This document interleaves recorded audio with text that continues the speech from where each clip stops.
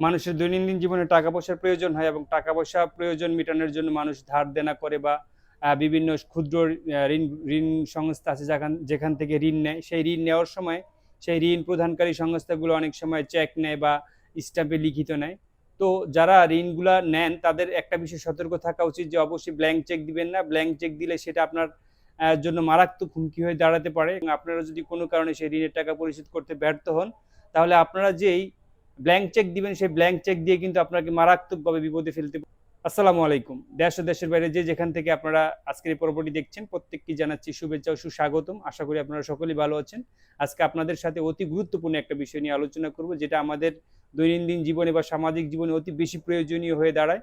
বিষয়টা হচ্ছে যে ক্ষুদ্র ঋণ নেওয়ার সময় আমরা ক্ষুদ্র ঋণ প্রদানকারী সংস্থা বা বিভিন্ন এনজিওর কাছ থেকে টাকা নেওয়ার সময় সেখানে জামানত হিসেবে আমরা ব্যাংকের চেক দিই বা ওনারা ব্যাংকের চেক চায় অথবা স্ট্যাম্পও চায় দেখা যায়। এখন যখন আমরা সেই ব্যাংকে জামানত হিসেবে স্ট্যাম্প দিব বা চেক দিব, অবশ্যই এটা যেন লিখিত হয়। কোনোভাবেই যেন ব্ল্যাঙ্ক চেক বা ব্ল্যাঙ্ক স্ট্যাম্প দেওয়া না হয়। যদি ব্ল্যাঙ্ক চেক বা ব্ল্যাঙ্ক স্ট্যাম্প দেওয়া হয় সেক্ষেত্রে কিন্তু আপনাদের জন্য মারাত্মক ঝামেলার কারণ হয়ে দাঁড়াতে পারে। সুতরাং আপনারা যখন ঋণ নেবেন সেই ঋণের পারপাসে অবশ্যই যেই চেক দিবেন বা যেই স্ট্যাম্প দিবেন সেটা যেন লিখিত থাকে। অনেক সময় দেখা যায় যে যখন আমাদের টাকার প্রয়োজন হয় তখন কিন্তু আমাদের মাথায় কোনো কিছুই থাকে না, যে কোনো কিছুর বিনিময়ে আমরা সেই টাকাটা চাই। তখন এনজিও কর্তৃপক্ষ যেই তখন এনজিও কর্তৃপক্ষ যেই শর্ত দিয়ে আমরা সেই শর্ত অনুযায়ী কাজ করার চেষ্টা করি, সেই শর্ত অনুযায়ী কিন্তু আমরা টাকাগুলো নেই, কিন্তু পরবর্তীতে দেখা যায় যে এটাই কিন্তু অনেক বেশি ক্ষতির কারণ হয়ে দাঁড়ায়। দেখা গেছে যে আপনি কোনো কারণে সেই ঋণ দিতে ব্যর্থ হলেন বা ঋণ দিতে পারছেন না। মানুষের সমস্যা হতেই পারে, সেই ঋণ দিতে না পারলে আপনার বিরুদ্ধে কিন্তু সেই চেকে অ্যামাউন্ট বসিয়ে বা যে স্ট্যাম্প দিবেন সেই ব্ল্যাঙ্ক স্ট্যাম্প যদি দিয়ে থাকেন সেই ব্ল্যাঙ্ক স্ট্যাম্পে তারা কিন্তু তাদের মন মতো অ্যামাউন্ট বসে কিন্তু আপনার বিরুদ্ধে মামলা করবে। সুতরাং যখনই কোনো ঋণ নেবেন অবশ্যই সেই ঋণ নেওয়ার সময় ব্ল্যাঙ্ক চেক দিবেন না বা ব্ল্যাঙ্ক স্ট্যাম্প দিবেন না। মানুষের টাকা পয়সার প্রয়োজন হতেই পারে, যতটা সম্ভব ঋণ নেওয়া থেকে বিরত থাকবেন। তারপরে যদি আমরা সামাজিক মানুষ হিসেবে যে কোনো সময় সামাজিক প্রয়োজনে বা পারিবারিক প্রয়োজনে টাকা পয়সার প্রয়োজন হতে পারে। টাকা পয়সার প্রয়োজন হলে তখন আপনারা সেই টাকা পয়সা পরিশোধ টাকা পয়সা যদি ম্যানেজ করতে না পারেন অবশ্যই সেখানে ঋণ নেবেন। কিন্তু ঋণ নিলে আপনারা অবশ্যই ঋণ নেওয়ার সময় তাদের যেই কন্ডিশন আছে সেই কন্ডিশনগুলো অবশ্যই খুব সতর্কতার সাথে সেগুলো দেখার চেষ্টা করবেন। অনেক সময় আপনাদের নানানভাবে ভুলভাল বুঝিয়ে কিন্তু সেই চেকগুলা তারা নিবে।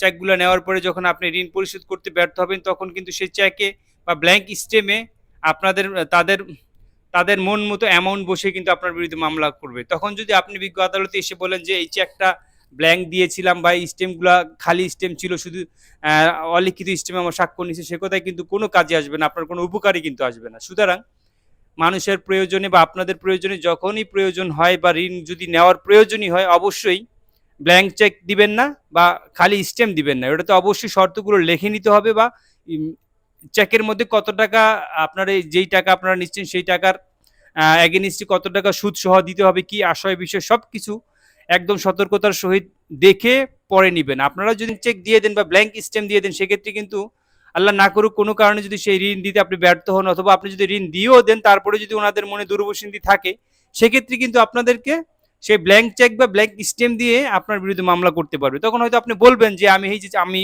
টাকা পরিশোধ করে দিয়েছি, আমার টাকা পরিশোধের যে রিসিট ওগুলো দিয়ে কাজ কিন্তু হবে না। তারা যদি আপনাকে চায় ফাঁসানোর জন্য আপনাকে ফাঁসাতে পারবে।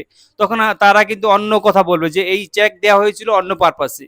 তখন কিন্তু ওনারা বলবে না যে হ্যাঁ ঋণ নিছে, ঋণের পারপাসে এই চেক দেওয়া হয়েছিল বা ঋণের পারপাসে স্ট্যাম্প দেওয়া হয়েছিল, তখন কিন্তু এটা বলবে না। তাদের মনে যদি দুরভিসন্ধি থাকে, আপনাকে যদি বিপদে ফালানোর যদি তাদের ইচ্ছা থাকে, সেক্ষেত্রে কিন্তু তারা এই ব্ল্যাঙ্ক চেক বা ব্ল্যাঙ্ক স্ট্যাম্প দিয়ে আপনাকে কিন্তু বিপদে ফেলতে পারবে আপনি টাকা পরিশোধ করে দেওয়ার পরেও। সুতরাং যেহেতু আমাদের সমাজটা বর্তমানে সুদে এবং লোনে একদম উপরের লেভেল থেকে নিম্ন লেভেলের পর্যন্ত প্রতিটা ফ্যামিলি এখন ঋণ নিচ্ছে বা বিভিন্ন ক্ষুদ্র ঋণ প্রদানকারী সংস্থার কাছ থেকে লোন নিচ্ছে, সেই লোনের এগেনিস্টে কিন্তু তাদের কিছু ডকুমেন্টস জমা দিতে হচ্ছে।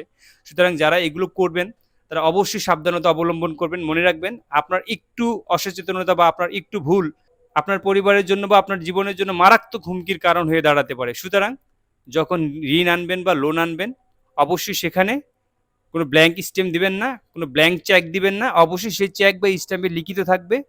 বারবার একটা কথাই আসছে, আমি আপনাদেরকে বারবার একটা কথা বোঝানোরই চেষ্টা করছি যে ব্ল্যাঙ্ক চেক বা ব্ল্যাঙ্ক স্ট্যাম্প কোথাও দেওয়া যাবে না।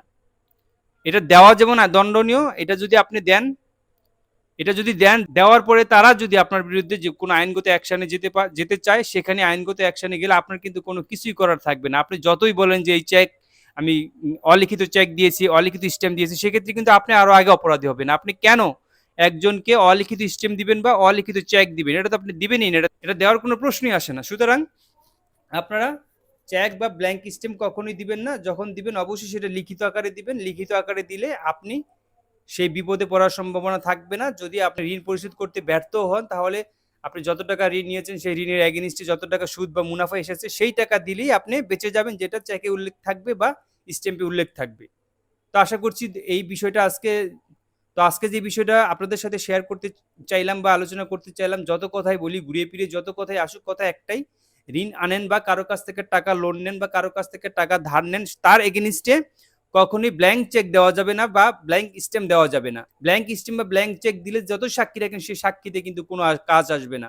সেই সাক্ষী মৌখিক সাক্ষীর কোনো ভিত্তি নেই। তো আমি এই কথাগুলি আপনাদের বোঝানোর চেষ্টা করছি, যেখান থেকেই টাকা পয়সা আনেন বা ঋণ আনেন বা লোন আনেন বা ধার আনেন, কখনই জামানত হিসেবে ব্ল্যাঙ্ক চেক বা ব্ল্যাঙ্ক স্ট্যাম্প দিবেন না। সতর্ক থাকবেন।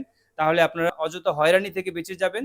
তো এই ছিল আজকের আলোচনা। আশা করি আপনারা আলোচনাটি বুঝতে পেরেছেন। যদি অন্য কোনো বিষয়ে কোনো কিছু জানার থাকে আমাকে মেসেঞ্জারে বা কমেন্টস বক্সে জানাতে পারেন। আমি সেই বিষয়ে আপনাদের সাথে আলোচনা করার চেষ্টা করব। ততদিন পর্যন্ত ভালো থাকুন। আপনাদের সুস্বাস্থ্য দীর্ঘায়ু কামনা করে বিদায় নিচ্ছি। আমি অ্যাডভোকেট লোকমান হোসাইন। আল্লাহ হাফেজ।